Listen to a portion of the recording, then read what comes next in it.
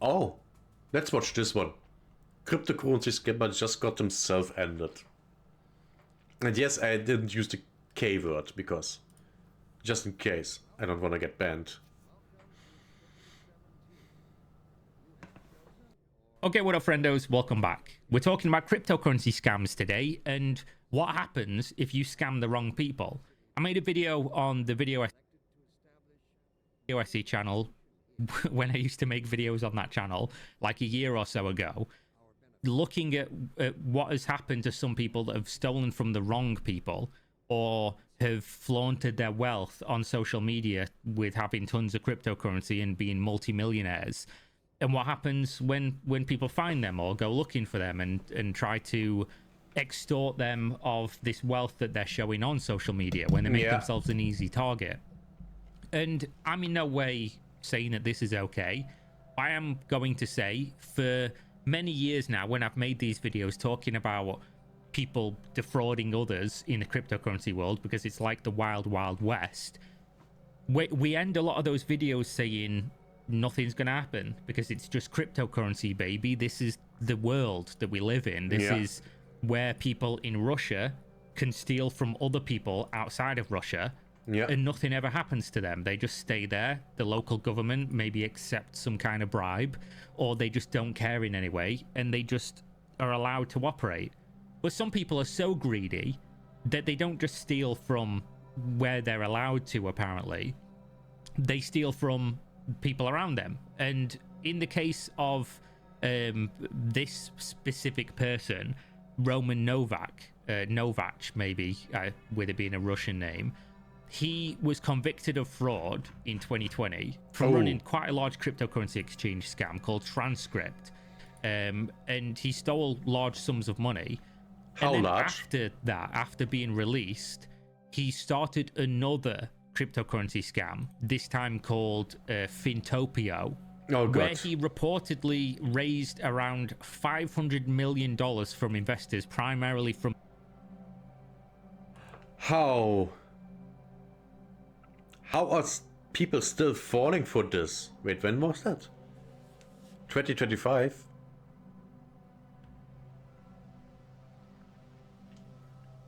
No, that's when he got ended.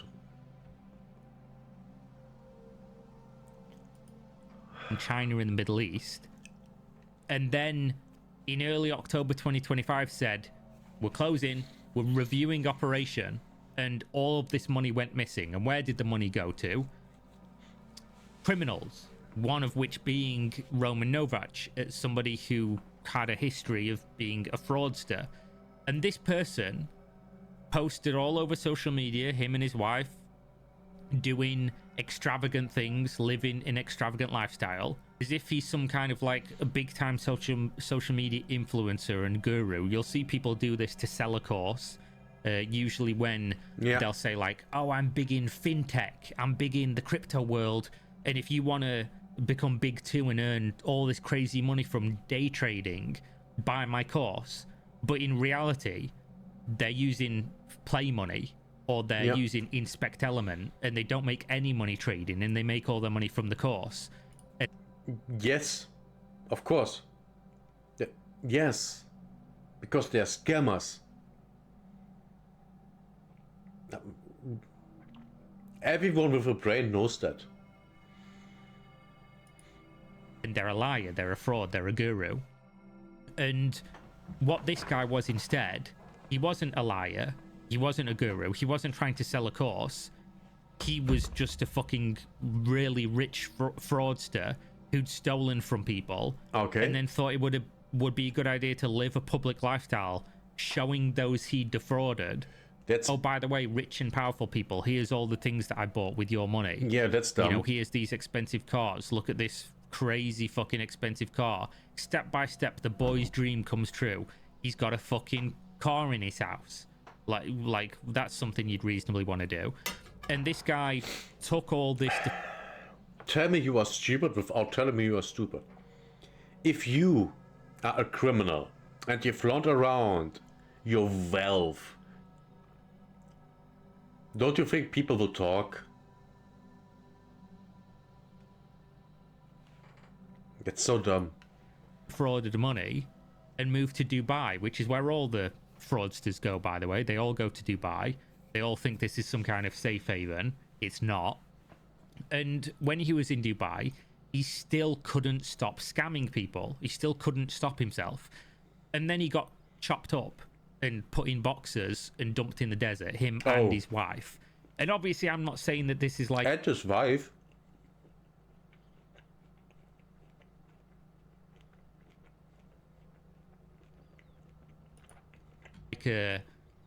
I'm not defending people doing this, obviously. I think this is fucking insane. But at the same time, play stupid games, win stupid prizes. Yeah. If you steal hundreds of millions of dollars from rich and powerful people, what the fuck do you think is going to happen when they log on social media and see you posting about a new car you've bought on Instagram? Like, do you think they're just going to be like, oh yeah, fair enough, you're in this place now where the government doesn't give a fuck about you, where if you went anywhere else, you're probably going to be arrested? Yeah. They're going to take matters into their own hands, aren't they? Life's not a movie, bro. You don't just get to, like, leave when this happens. So I'll read you the story. He reportedly sent an... Imagine being so dumb to think you are safe from people that give you hundreds of millions of dollars. If someone would try to invest $100 million into my whatever, I'm a scammer, I would be scared. That money coming from one person, I would be scared. Number of frantic texts prior to his murder. A crypto millionaire whose dismembered remains were found buried in a Dubai desert sent a series of desperate text messages before his death, the report claims. The bodies of Roman Novak and his wife, Anna, 38 and 37, were discovered in the desert after the couple were allegedly lured to a meeting with people posing as investors at the Hatta Mountain Resort. Reports claim that the pair were then extorted for cryptocurrency before they met a grisly end last month, according to the Daily Mail. He reportedly collected a coveted British AC Cobra car in the days before his disappearance, before a personal driver chauffeured the couple to a car park close to a lake. The Dubai-based crypto magnate and his wife, this is very fucking interesting wording, he was a scammer from Russia, was then said to have switched cars for the remainder of the journey. At that point, Roman reportedly sent text messages to a number of people explaining that he was, quote, stuck in the mountains on the Oman border. It's been claimed that the 38-year-old also told his contacts that he desperately needed to get his hands on $200,000. Subsequently, contact with the young couple was lost, a spokesperson for the Russian Investigative Committee, RIC, reportedly said. Roman and Anna's phones were tracked for 2 days, digitally documenting their movements from Hatta. The devices then travelled to Oman, Cape Town, and finally South Africa, before the signals vanished early last month. Wait, what? Roman's and Anna's phones were tracked for 2 days, digitally documenting their movements from Hatta. The devices then traveled to Oman, Cape Town, and finally South Africa before the signals vanished early last month. Jesus. Authorities in Russia and the United Arab Emirates have teamed up to tackle the murder investigation, and they believe that the phones might have been left on a ruse to throw off investigators. Yeah. Roman and Anna's concerned relatives in their home country raised the alarm about them vanishing after growing concerned when they were unable to contact them. It was revealed a few days ago that 3 Russian suspects had been arrested after returning from Dubai in connection with the killings. Not going to read the names. When the suspects are Russian, and they have done it, then he might have gotten money from the Russian mafia, or members from the Russian mafia. They don't joke around. They don't. I'm going to butcher them. An ex-homicide investigator who is now an alleged drug smuggler. These 2 other people who served for Russia in the war in Ukraine were detained. They have been remanded in custody until the 28th of December. Sharing an update on the probe into the horror murders, RIC spokesperson said the investigation has established that the killers had accomplices who helped organize the abduction. They rented cars and premises where the victims were held by force. After the murders, the perpetrators disposed of knives and the victims' personal belongings, leaving them in different emirates. Roman and Anna's young children who have been orphaned are currently in the care of the grandparents, reports say. Very sad, in a way. Now, obviously, this is like a touchy subject because They've left behind kids, right? And reasonably, if somebody's like should have thought about that before they scammed criminals. Scamming loads of money, should be dealt with by the authorities. But what happens in a lot of these cases is they just go somewhere else where they're outside the law and then live comfortably forever with money they've stolen from people. And I'm sure there's a deeper, more interesting story here of why these specific people did this. Was it just that they were going after them for a small amount of cryptocurrency, 200k, because they saw him living this lifestyle on social media and then knew where he lived, knew that they could, you know, get this greedy person lured into this area under... It might have been that they wanted the 200k as, you know, as a sign that he actually has money, you know, in cash, not just crypto. The false pretenses of being an investor that he could then probably defraud? Or was this people that they'd stolen from that had hired these other people to do it? Was this people that they'd stolen from and decided they wanted to get some of their money back? The thing is that if you Google this person, they're connected to other wealthy people that have been involved in some other shady dealings and things like that. Not something I'm going to go in depth on because I'd rather not. Maybe one day. But this is an increasingly common story. This happens all the time. A lot of the times it's not even reported on. A lot of the times the people don't get killed. They just have all their shit stolen. They just have a bunch of their money taken. They're just lured into somewhere, or they post on social media that they're going somewhere because they're fucking stupid.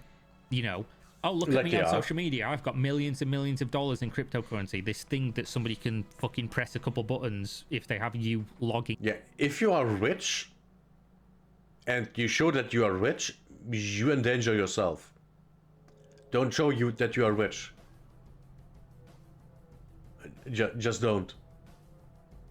Then you're fine. If you don't show that you're rich, basically no one will bother you.